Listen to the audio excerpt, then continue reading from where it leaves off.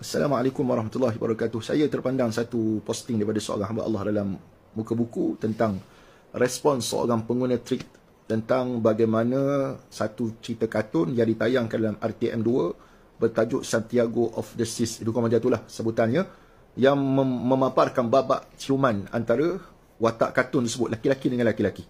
Jadi bagaimana benda ni boleh muncul dalam RTM2?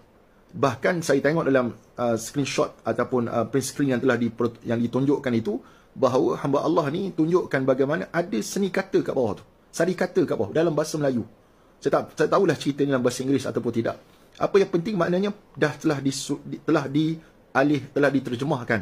Maknanya telah dipertontonkan terlebih dahulu kepada pihak-pihak tertentu, tapi tidak ada tapisan yang menapis babak-babak benda yang tak patut dipertontonkan, terutama sekali kepada anak-anak.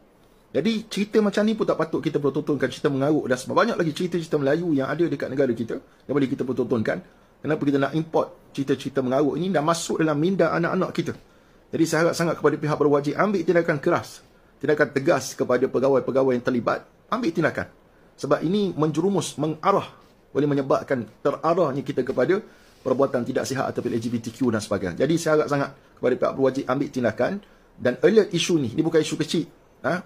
Sikit-sikit kita biarkan akan memaparkan bibit yang besar.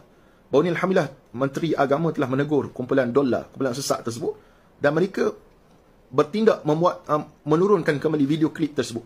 Dan perlu ada perkara macam ni dan perlu ketegasan kepada pemimpin, daripada pemimpin untuk kita menegur perkara-perkara mungkar seperti ini tidak berluasan negara kita Malaysia. Wallahu a'lamu bissawab.